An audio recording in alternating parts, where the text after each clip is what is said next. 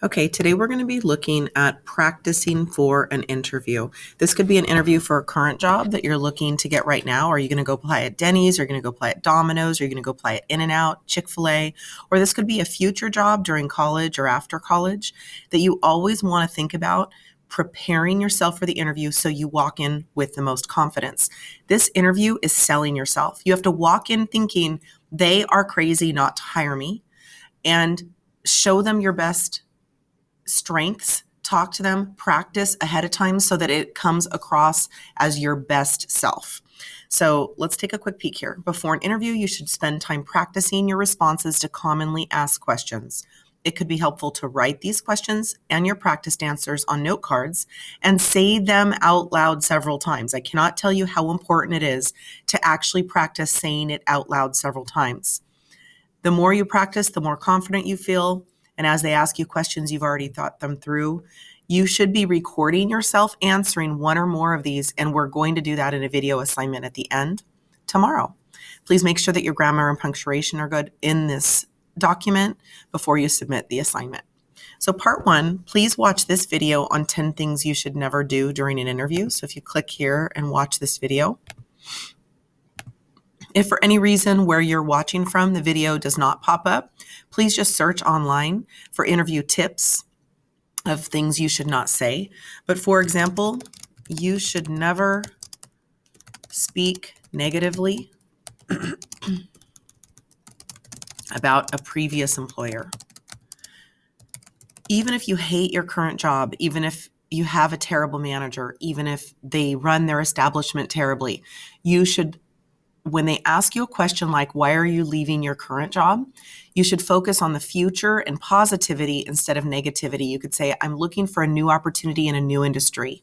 Or I heard that over here you do X, Y, and Z, and I'm really looking forward to that. But try never to speak negatively about a previous employer. That's one example of the 10 things you're going to see in that video. Please come up with 2 or more examples after watching the video. These 3 questions are going to be asked of you. Please, please, please prepare yourself by writing out what you would say and then practice saying it aloud. It's going to happen. In fact, this first question, tell me about yourself, it might be the first thing they ask. So you might say something like, I am a high school senior at El Camino High School. I have lived in Oceanside my whole life. I am part of the following activities. But this is where you're really going to tell them everything about you unrelated to work. You're going to tell them what you're like, what you're into, what are your hobbies.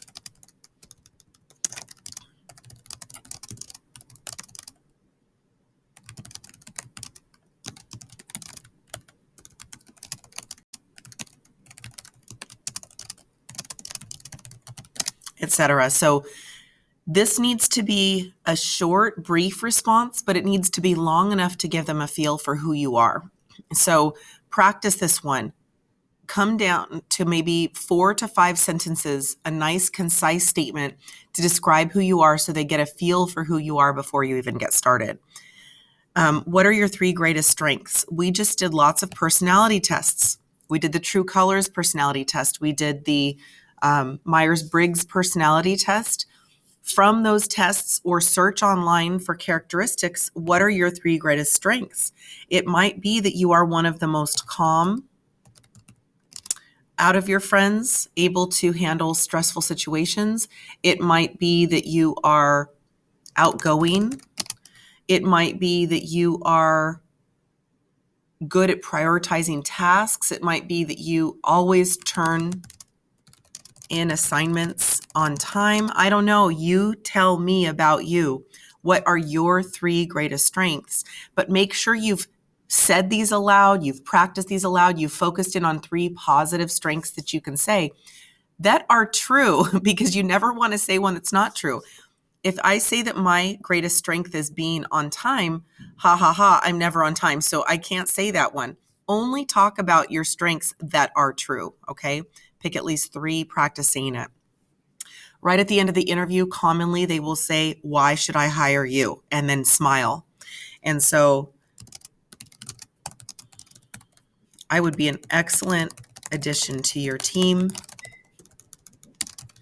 because I am a quick learner, willing to do any new job with enthusiasm,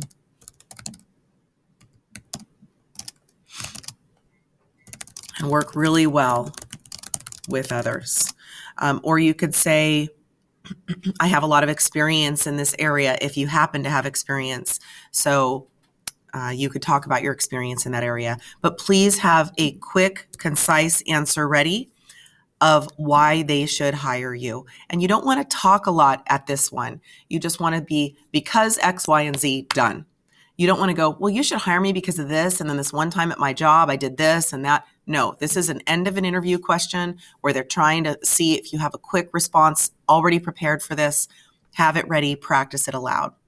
Okay, part 3, I want you to click on this. And the STAR method is used with many, many companies.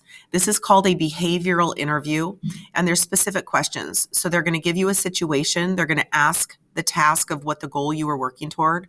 You're going to describe the action that you took to address it and what was the outcome. Stands for STAR, situation, task, action, result. A sample STAR response is right here.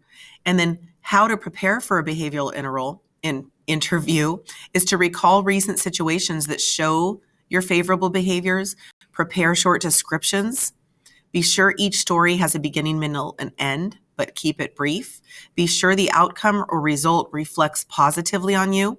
Do not describe a negative situation that reflects poorly on you.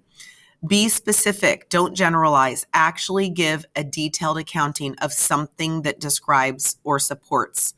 You know how in English you have to provide evidence for your claims? That's what you're going to do in a behavioral interview. You're going to give an example in response to their prompt with detail, supporting evidence of a time when you blah, blah, blah, blah, blah. Describe a situation. So read through this little handout here. After reading through that, you're going to go through and pretend you were in an interview. So I'm in an interview. I'm describing a situation in which you were able to persuade someone to successfully convince someone to see things your way. So obviously I'm a math teacher, so mine's going to be different than yours. But so I might say something like, as a math teacher, many students come into my classroom believing they truly are not good at math and there is no hope. I spend my entire school year building their confidence back up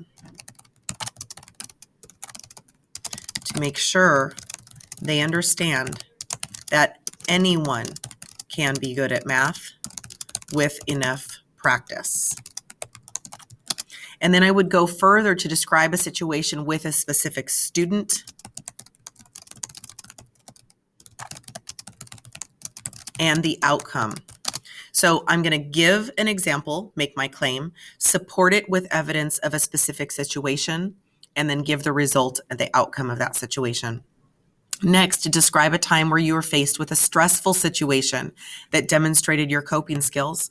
This can be something serious and traumatic that happened to you, or if you don't like to share private things, you can just give a situation at school that was stressful, like you had 2 AP classes at the same time, and both had a project due on a Friday.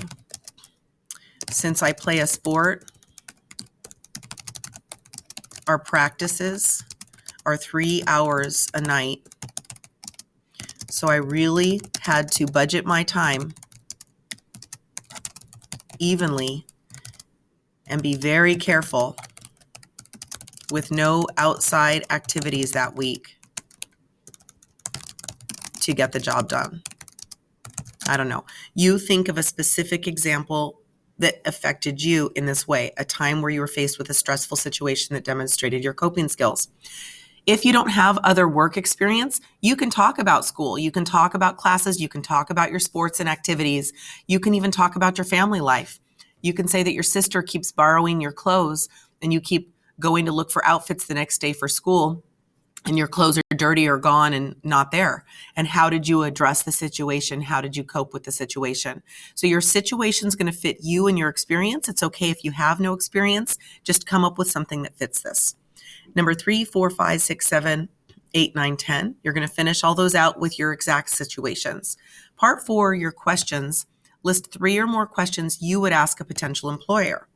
And so if you remember in the 10 things not to do in an interview, it says, please don't ask, hey, what am I going to be doing in this job? Because that was described in the job description during the application process. So she said, alternatively, you could say something like,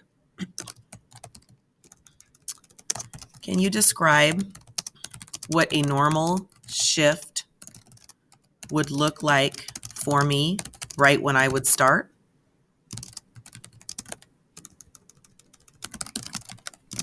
So instead of saying, hey, what would I do in this job, or what is this job even about? You're saying, give me a picture, give me a snapshot of what a typical day would look like or a typical week.